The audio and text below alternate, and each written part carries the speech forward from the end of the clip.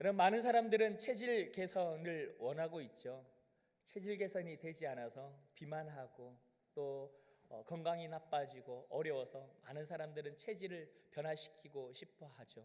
그러나 많은 사람들이 원하는 만큼 체질은 쉽게 변화되지 않는 것 같습니다.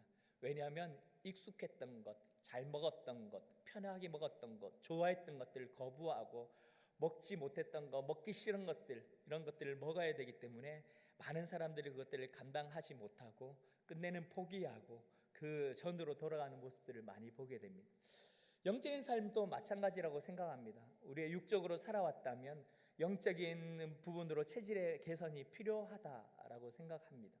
주님께서 우리를 만나 주셨죠. 특별히 우리가 거의 2달 정도 요한복음 21장 말씀을 통하여 그리스도를 만났지만 그 그리스도 앞에서 그를 배반하고 배신하고 주님을 떠나 정말 주님께서 만나자고 하셨던 갈릴리 그곳에 가서도 세상을 향한 욕심 때문에 예수님을 만나기는커녕 자기가 원하는 삶을 살았던 베드로를 만나 주셨다면 우리가 그 이후에는 그 어떤 사명의 삶을 살았는지를 말씀을 보았습니다.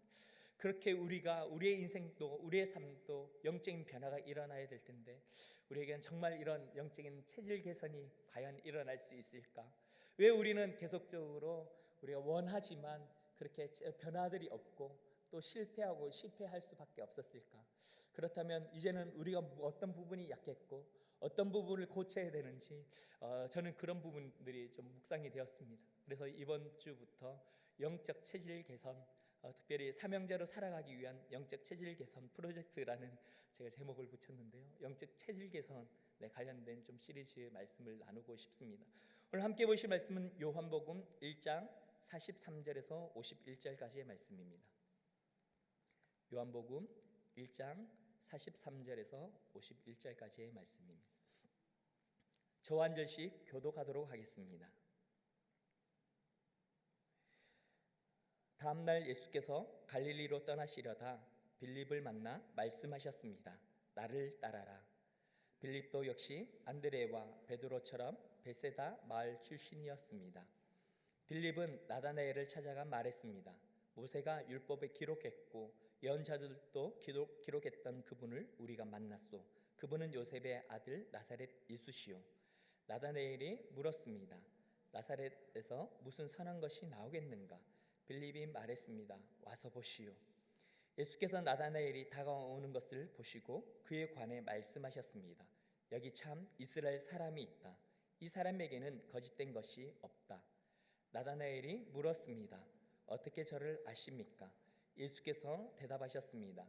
빌립이 너를 부르기 전 내가 무화과 나무 아래 있을 때에 내가 보았다. 그러자 나다나엘이 대답했습니다. 랍비여, 당신은 하나님의 아들이시며 이스라엘의 왕이십니다. 예수께서 그에게 말씀하셨습니다. 내가 무화과 나무 아래 있던 너를 보았다고 해서 믿느냐? 이제 그보다 더 큰 일도 보게 될 것이다. 같이 읽도록 하겠습니다. 그리고 예수께서 덧붙여 말씀하셨습니다. 내가 진실로 진실로 너희에게 말한다. 너희는 하늘이 열리고 하나님의 천사들이 인자 위에서 오르락 내리락 하는 것을 보게 될 것이다. 아멘. 첫 번째 여러분과 함께 나누고 싶은 것은 우리에게 어떤 영적인 변화, 영적인 체질 개선이 있어야 될까입니다. 오늘 본문 말씀에 보니까 빌립이 먼저 예수님을 만나게 되죠. 우리 43절, 44절 말씀에 이 말씀이 있습니다. 43절 말씀 같이 다시 한번 읽어보도록 하겠습니다. 시작.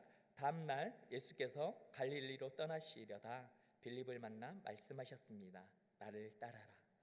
예수님께서 이 말씀밖에 하지 않으셨지만 후반절 말씀에 보니까 이분이 과연 모세 율법에 나왔던 메시아다, 내가 메시아를 만났다라는 간증을 하게 되죠. 빌립이 이렇게 예수님을 만난 이후에 자기가 만난 그 예수님을 친구인 나다나엘에게 전해줍니다. 그러나 이 나다나엘의 반응은 냉담한데요. 46절 말씀 같이 한번 읽어보도록 하겠습니다. 시작. 나다나엘이 물었습니다. 나사렛에서 무슨 선한 것이 나오겠는가? 빌립이 말했습니다. 와서 보시오. 나다나엘은 예수가 메시아일 가능성이 전혀 없다. 왜냐하면 자기도 구약 말씀을 알고 율법을 아는데 메시아는 베들레헴에서 나오지 나사렛에서 나온다는 말씀이 없다. 어떻게 나사렛에서 선한 것이 나오겠느냐? 자기가 아는 지식으로는 이해가 안 간다. 그래서 빌립에게 이런 말투를 했겠죠. 아니 뭐 쓸데없는 말도 안 되는 소리, 그런 소리를 왜 하냐고 그랬겠죠. 빌립이 뭐라고 이야기를 했겠습니까? 와서 보시오라고 했는데 이렇게 이야기했을 거예요. 아이 답답한 사람아, 한번 가서 보자고. 빨리 따라오라고 이랬을 거예요, 그렇죠? 그래서 빌립을 따라서 나다나엘이 이렇게 끌려가듯이 끌려갔을 것입니다. 그런데 나다나엘이 오는 모습을 보고 예수님께서 이렇게 말씀하시죠. 47절 말씀 같이 한번 읽어보겠습니다. 시작. 예수께서 나다나엘이 다가오는 것을 보시고 여기 참 이스라엘 사람이 있다. 이 사람에게는 거짓된 것이 없다. 여러분, 사실 예수님이 그렇게 많이 칭찬하지 않으셨어요. 자기 종의 치유를 원했던 백부장의 믿음 보시고 칭찬하셨고요. 중풍병자를 데리고 온 친구들의 믿음을 보시고 칭찬하셨고요. 12회 동안 혈류병에 앓았던 여인의 그 옷자락을 만졌던 그 믿음 때문에 칭찬하셨고요. 그리고 그 주인의 부스러기라도 먹어서라도 내가 그렇게 은혜를 누리고 싶다라고 이야기했던 수로보니게 여인의 믿음에 대해서 칭찬을 하셨는데, 오늘 예수님께서 나다나엘을 보시면서 이야, 이런 사람, 대단한 사람이 있구나 이렇게 칭찬하셨어요. 자, 왜 칭찬을 하셨을까요? 우선 그 이후에 한번 48절 상반절 말씀, 먼저 상반절 말씀 보겠습니다. 한번 같이 읽도록 하겠습니다. 시작. 나다나엘이 물었습니다. 어떻게 저를 아십니까? 이렇게 물었다는 거죠. 아니, 어떻게 저를 아시죠? 여러분도 그랬을 거예요, 그렇죠? 그러니까 예수님께서 뭐라고 대답하셨죠? 48절 하반절 같이 읽도록 하겠습니다. 시작. 예수께서 대답하셨습니다. 빌립이 너를 부르기 전 내가 무화과 나무 아래 있을 때 내가 보았다.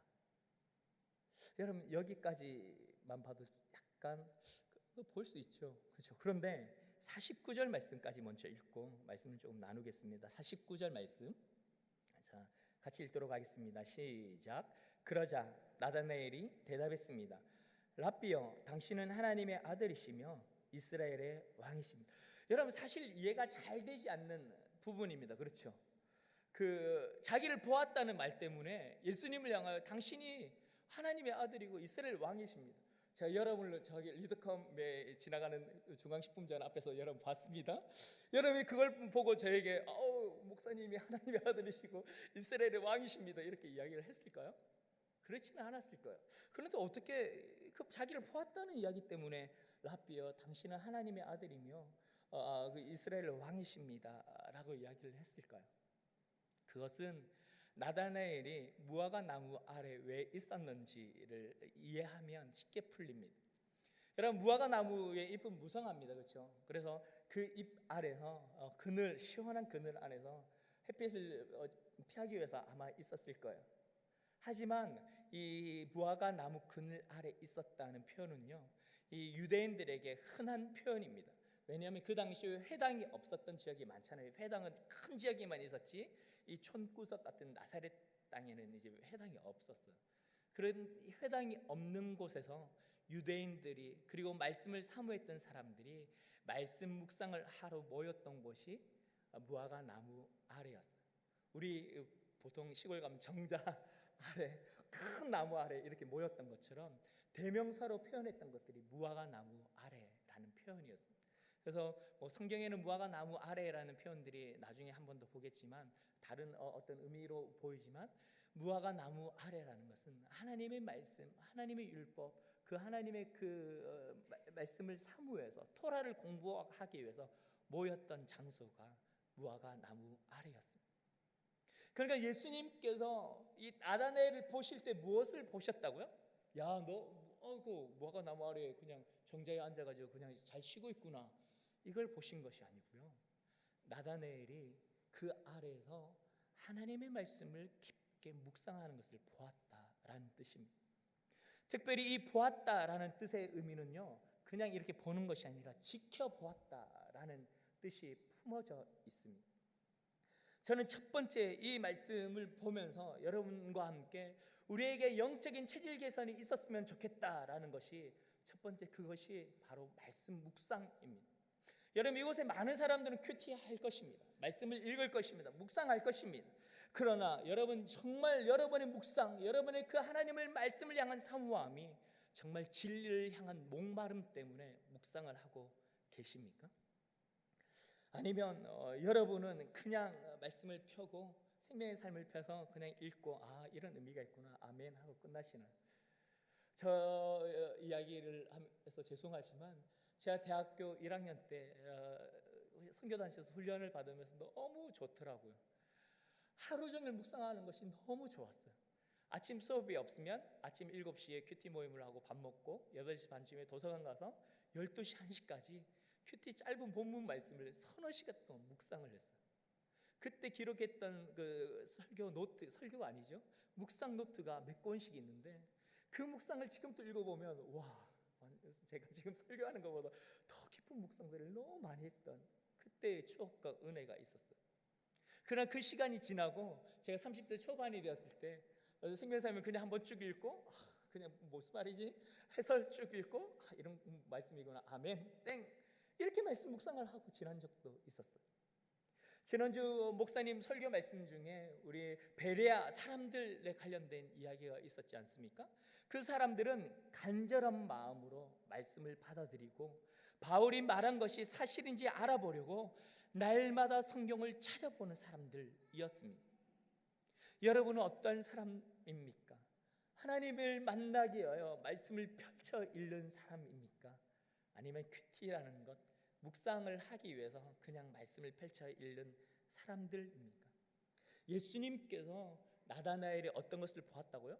성경책 들고 다니는 걸 본 것이 아니라 그 아래서 말씀을 묵상하는 그 모습을 보았다는 것.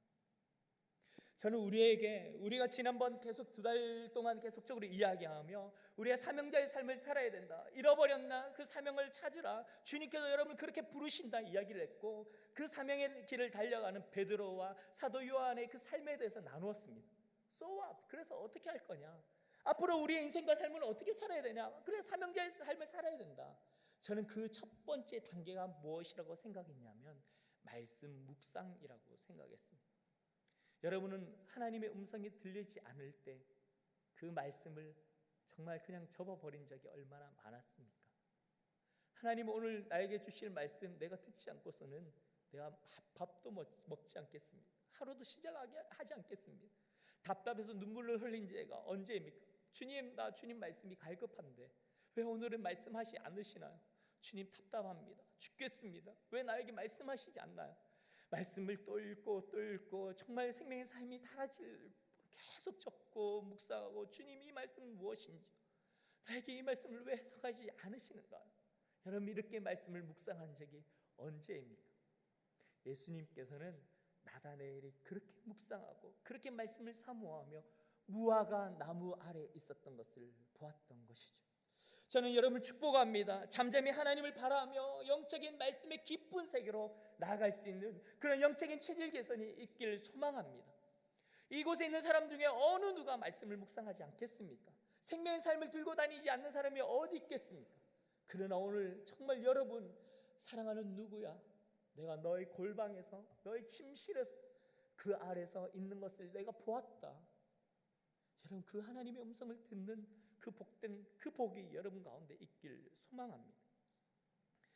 그렇다면 두 번째, 그러면 나다나엘은 도대체 무슨 말씀을 묵상했길래 예수님은 나타나서 좀 표면적인 이야기지만 무화과 나무 아래 있었다, 내가 그것을 보았다라고 이야기를 했을까요? 물론 성경 말씀에는 구체적으로 나와 있지는 않죠. 여러분 성경 말씀을 묵상할 때 어떻게 묵상하시나요? 제가 우스갯소리가 있는데 안 웃으실 수도 있어요. 저만 웃을 수 있는데 이해해 주십시오. 어떤 사람이 이제 말씀을 묵상해야겠다, 어떻게 하지? 저희 같으면 이제 생명의 삶이 있었을 텐데 어떻게 해야 될지 몰라서 그래 오늘 주시는 말씀을 한번 펼쳐서 읽자. 펼쳐서 쫙 읽기 시작했어요. 그날 말씀이 마태복음 27장 5절이었어. 유다가 스스로 목매어 죽으니라. 뭐지 이게? 죽어야 되나? 이상하다. 다시 한번 말씀 묵상해서 읽자. 말씀 딱 펼쳤습니다. 누가복음 10장 37절이었어요. 가서 너도 이와 같이 하라. 무슨 말씀이 이래? 말도 안 돼. 그러면 안 되겠다. 구약 말씀 펴자. 이건 무슨 딱 펼어요. 열왕기상 18장 21절. 어느 때까지 둘 사이에서 머뭇머뭇 하려느냐. 여러분, 말씀 묵상이라는 건 이런 것이 아니죠. 하나님의 음성을 듣기 위하여 주님의 말씀 가까이로 나아가는 것입니다. 나다나엘은 어떻게 말씀을 묵상했느냐. 여러분, 어떤 말씀을 묵상했는지 저희가 오늘 말씀을 통하여 유추해서 알 수 있습니다. 49절 말씀 다시 한번 읽어보도록 하겠습니다. 49절 시작. 그러자 나다나엘이 대답했습니다.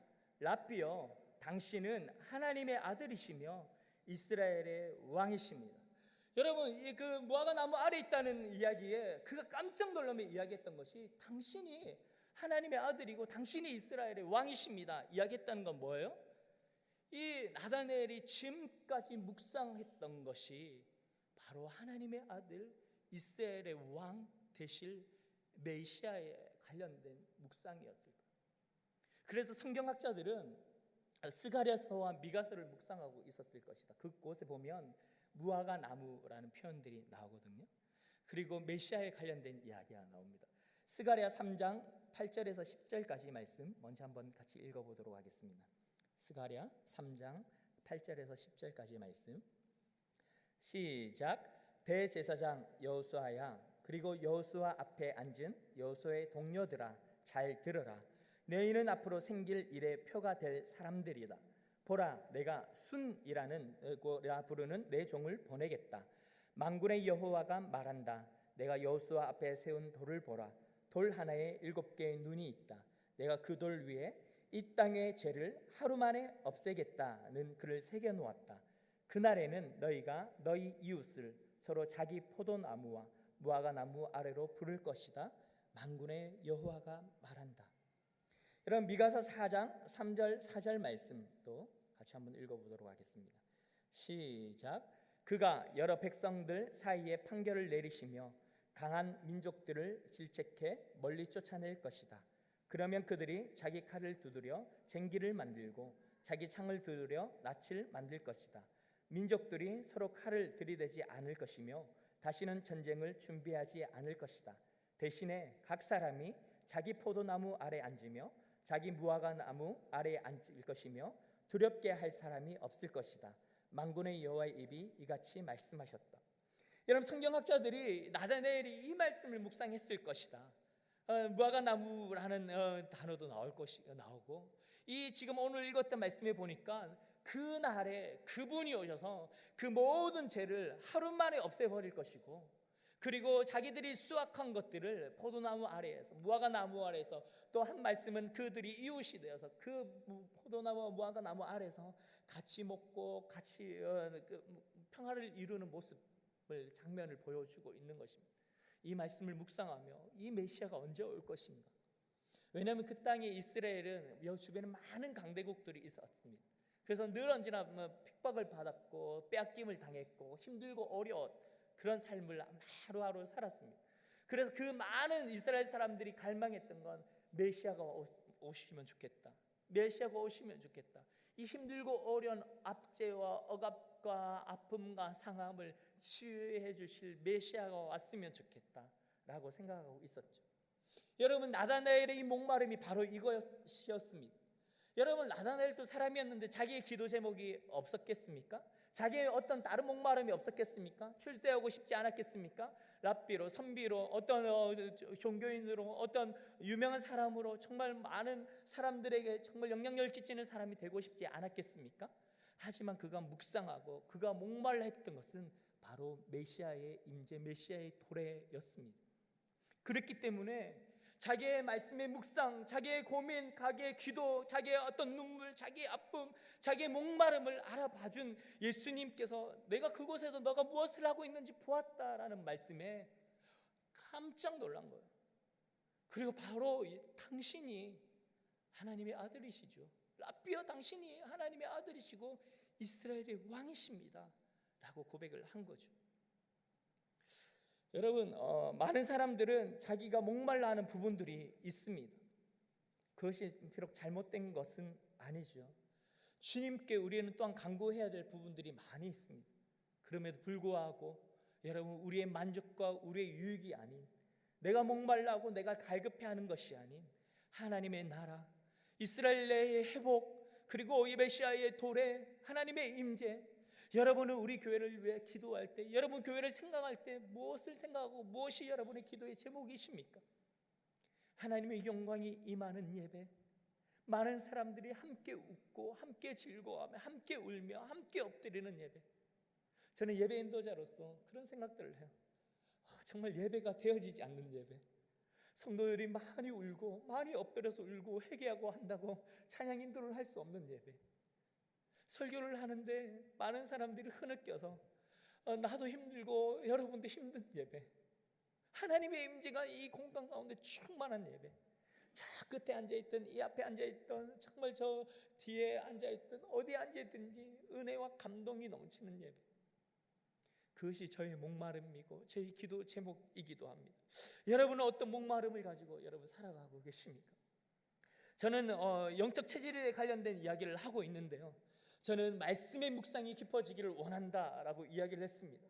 그렇다면 저는 이 영적 체질에 있어서 말씀의 묵상이 그럼 도대체 어디까지 해야 될까라는 부분으로 오늘 이 나다나엘의 목마름을 보게 되었습니다. 그것은 뭐냐면, 이 말씀의 묵상이 예수님도 주목할 만큼 주님의 그 임재를 사모하며 주님을 목말라하는 그곳까지 가야 되지 않을까라고 생각하는 것이죠.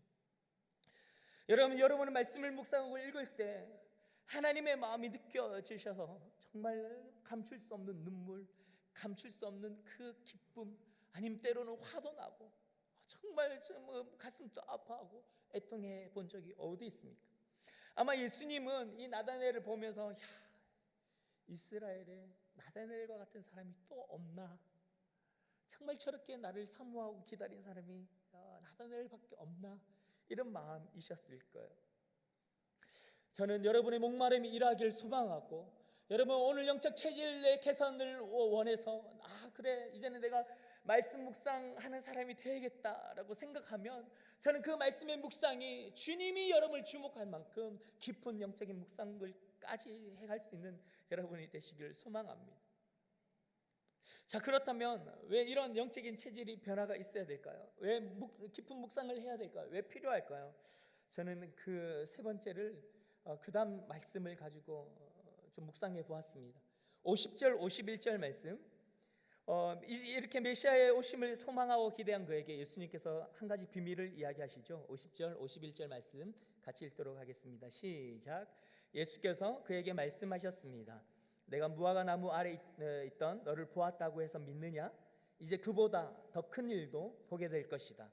그리고 예수께서 덧붙여 말씀하셨습니다. 내가 진실로 진실로 너희에게 말한다. 너희는 하늘이 열리고 하나님의 천사들이 인자 위에서 오르락내리락 하는 것을 보게 될 것이다. 여러분, 메시아 오심을 간절히 사모하고 목말라하며 묵상하며 기다렸던 그 나다나엘에게 예수님께서는 숨겨진 하나님의 비밀을 한 가지를 더 알려주십니다. 제가 좋아하는 말씀 중에 시편 25편 4절 말씀이 있어요. 여호와 이 부분을 가지고 찬양을 만든 분이 계신데, 여호와의 친밀한 사랑은 오직 그를 경외하는 자에게 있으며 그 언약을 감추지 않으사 모든 것 보이시도다 라는 찬양의 가사가 있어요. 말씀은 여호와께서 그분을 경외하는 사람들에게 친밀감을 가지고 그들에게 그 언약을 알리십니다. 여러분, 저는 여러분들이 숨어있는 보화를 캐내어 가져갈 만큼 영적인 묵상과 영적인 깊이가 있는 여러분들 되시기를 소망합니다. 주님께서 나다나엘에게 한 가지 비밀을 알려주시죠. 그것은 야곱의 이야기를 들려주십니다. 여러분, 야곱의 이야기는 여러분께서 잘 아시는 말씀이실 거예요. 그가 이삭을 속이고 형 에서를 속이고 장자권과 축복권을 가지고 도망치게 되죠. 그러다가 루스라는 땅에 머물다가 돌베개를 베고 잠을 자게 됩니다. 창세기 28장 12, 13절 말씀인데요, 같이 한번 읽어보도록 하겠습니다. 시작. 그가 꿈에 보니 사닥다리 하나가 땅에 서 있는데 그 꼭대기가 하늘까지 다 있었습니다. 그리고 하나님의 천사가 그 위에서 오르락 내리락 하고 있었습니다. 그리고 여호와께서 그 위에 서서 말씀하셨습니다. 나는 여호와 내 조상 아브라함의 하나님, 이삭의 하나님이다. 내가 누운 땅을 내가 너와 내 자손들에게 주겠다. 16절 말씀 한번 읽어보겠습니다. 시작. 야곱이 잠에서 깨어나 말했습니다. 참으로 이곳은 여호와께서 계신 곳인데 내가 몰랐구나. 그가 정말 어렸을 때부터 이삭 자기 아버지와 함께 많은 예배를 드렸겠지만 이곳에서 하나님을 만났습니다. 그래서 자기의 영적인 정말 깨닫지 못했던 영적인 세계가 열리는 현장이 바로 이곳이었습니다. 그래서 그가 그곳에서 정말 처음으로 예배를 드리고 그곳을 베델, 하나님의 집, 하나님의 나라가 임하는 곳으로 알고 그곳에서 처음으로 자기 자신이 원하는, 자기가 정말 주님 앞에 드리는 예배를 드리게 되죠. 예수님께서는 이 말씀을 가져오셔서 이 야곱의 인생에서 감추어져 있던 이 영적인 눈이 뜨여졌던 것처럼 나다나엘에게도 이 감추었던 영적인 눈이 띄어지기를 원하면서 이 말씀을 가지고 이렇게 이야기하셨죠. 51절 말씀 다시 한번 읽어보도록 하겠습니다. 시작. 그리고 예수께서 덧붙여 말씀하셨습니다. 내가 진실로 진실로 너희에게 말한다. 너희는 하늘이 열리고 하나님의 천사들이 인자 위에서 오르락 내리락 하는 것을 보게 될 것이다. 야곱의 이야기와 지금 예수님께서 말씀하셨던 이야기의 약간의 차이는 뭐냐면 야곱의 이야기는 천사들이 그 위에서 오르락 내리락 하고 있었습니다. 그런데 예수님께서는 하나님의 천사들이 어디 위에서요? 인자 위에서 오르락 내리락 하는 것을 보게 될 것이다 라고 이야기를 하시죠. 여러분, 인자가 무슨 뜻입니까? 사람의 아들입니다. 그래서 The Son of Man이라는 표현을 영어에서도 하죠. 물론 예수님께서 사람의 몸을 입고 오셨습니다. 사람의 몸을 입고 왔기 때문에 사람의 아들 인자가 맞습니다.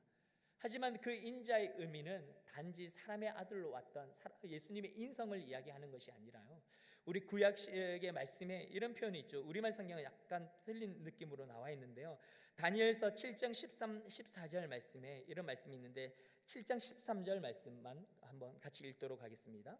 시작. 내가 밤에 또 환상을 보았습니다. 사람같이 생긴 분이 하늘 구름을 타고 오셨습니다. 그가 옛날부터 항상 살아계신 분께 가서 그분 앞에 섰습니다. 사람같이 생긴 분, 사람인 것 같은 사람이 아닌 이 원문이 인자라는 뜻입니다. 단순한 사람의 아들의 의미가 아니라 이분이 14절 다니엘서 7장 14절 말씀을 보면 하나님의 힘과 영광과 나라를 받고 그리고 영원히 결코 사라지지 않고 그분이 통치하실 것이다, 이런 표현들이 나옵니다. 그러니까 바로 이 사람의 아들 인자가 누구를 이야기하냐면 메시아, 그 통치자 이스라엘의 왕을 상징하죠. 그러므로 예수님께서 하나님의 천사들이 인자 위에서 오르락 내리락 할 것이라는 건 이 바로 메시아, 나다나엘 너가 기다렸던 이 메시아, 바로 내가 하늘과 이 땅을 이어주는 역할을 한다는 것들을 보여준 거예요. 우리는 너무나 그게 익숙하잖아요. 예수님께서 우리에게 그런 통로가 되어주신다라고 하는 것이 이해가 어렵지 않지만 이 시대의 상황에서 메시아는 어떤 메시아였습니까? 이스라엘의 회복, 정치적인 탄압, 정치적인 아픔을 회복시켜줄 사람, 그리고 이제 더 이상 우리가 고통받지 않고 우리가 심은 것 우리가 먹을 수 있고 무화과 나무와 포도나무 아래서 마음껏 먹을 수 있는 풍성함을 먹여줄 사람, 정치적인 메시아의 개념이 강했다면 예수님께서 나다나엘에게 풀어주신 이 메시아, 이 인자, 예수님께서 하시는 사역이 뭐냐? 하늘과 땅, 이 어둡고 타락하고 더러운 이 땅과 하나님을 연결해주는 그 연결 통로가 되어진다는 거예요. 하나님께로 나아갈 수 있는 유일한 길이 된다는 거예요. 많은 사람들이 어떤 종교와 철학으로 하나님께 도달하려고 하죠. 그렇지만 그 길이 아니라 예수 그리스도만이 하나님께 나아갈 수 있는 유일한 길이라는 것들을 이야기하시는 거예요. 요한복음 1장 18절 말씀에 이 말씀 있습니다. 같이 한번 읽어보겠습니다. 시작. 지금까지 아무도 하나님을 본 사람이 없었습니다. 그러나 아버지 품에 계시는 독생자께서 하나님을 알려주셨습니다. 하나님을 본 사람이 없는데 독생자 그 예수님께서 하나님을 보여주셨다는 거예요. 요한복음 14장 6절에 이 말씀이 있습니다. 같이 한번 읽겠습니다. 시작. 예수께서 도마에게 말씀하셨습니다. 나는 길이요 진리요 생명이니 나를 통하지 않고서는 아버지께로 올 사람이 없다. 여러분, 하나님께로 나아갈 수 있는 유일한 길이 예수 그리스도이심을 우리는 이미 알고 있는 것 같아도 그 당시에는 몰랐던 거예요. 메시아가 무엇을 하는 역할인지 몰랐던 거예요. 그 비밀을 예수님께서 나다나엘에게 보여주신 거예요. 저는 여기서 묵상하게 되는데요. 아까도 그런 어떤 말씀을 나누었는데, 여러분에게 메시아는 어떤 메시아입니까? 여러분의 힘든 거, 어려움, 상황들 해결해 줄 수 있는 메시아를 원하십니까? 아니면 주님께로, 하나님께로 나아가는 그 통로가 되시는 예수님을 만나고 계십니까? 여러분에게 예수님은 왜 필요하십니까? 여러분 왜 매주 교회를 나오십니까? 무엇을 기도하고 있습니까? 오늘은 왜 이 자리에 나왔습니까? 여러분이 간구하는 것들마다 정말 물질도 건강도 사업도 주님께서 축복하실 줄 믿습니다. 누가복음에도 하나님께서 흔들어 채울 만큼 주시겠다 말씀하셨고, 말라기 말씀도 정말 내가 쏟아 부어 주지 않느냐 보라고 하실 만큼 주님 주시기를 원하시는 분이시지만, 우리가 오늘 영적 체질 개선을 하겠다, 내가 기쁜 말씀을 묵상하겠다, 정말 이제는 내가 이전과 같이 살지 않겠다, 하나님을 주목하게 하겠다라고 결단한 우리에게 하나님께서 원하시는 것은 정말 예수님을 통하여 하나님께로 더 가까이 나갈 수 있는 그런 사람이 되어지길 원한다고 저는 묵상하게 되었습니다. 여러분, 열린 하늘을 볼 수 있는 사람이 되었으면 좋겠습니다. 그리고 정말 예수 그리스도가 누구신지가 우리의 가슴에 새겨질 수 있는 사람이 되었으면 좋겠습니다. 예수님 그냥 사람이 아니죠. 그냥 선지자가 아니죠. 뛰어난 선생이 아니죠. 그분을 통해서만 우리는 하나님께로 나아갈 수 있습니다. 여러분은 어떻게 하나님을 만나고 계십니까? 오늘 예수님은 나다나엘에게 이 비밀을 알려주신 것이었죠. 저는 우리 가운데 왜 이런 영적 체질의 개선이 필요하느냐, 예수님께서 이 부분에 대한 어떤 비밀을 나다나엘에게 알려주셨지만, 우리의 영적인 말씀을 깊이 묵상하게 되면 우리가 이전까지 경험해보지 못했던 영적인 놀라운 숨겨져 있는 하나님의 영적인 비밀들이 열리는 것들을 우리가 맛보게 될 것입니다. 우리가 하나님의 그 사명의 길을 갈 수 있는 이유는, 우리가 그 자리에 서 갈 수 있는 것은 하나님께서 주시는 놀라운 하나님의 그 보화를 캐내어 가져가 그 한 천상의 기쁨을 누리지 못하면 늘 언제나 세상을 향하여 나아갈 수밖에 없죠.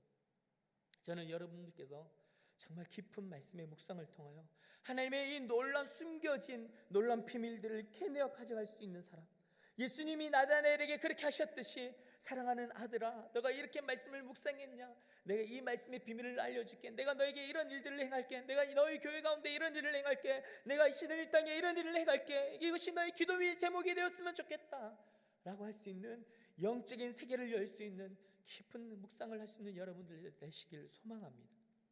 여러분, 우리는 모두가 영적 변화와 영적 체질의 개선이 필요한 사람들입니다.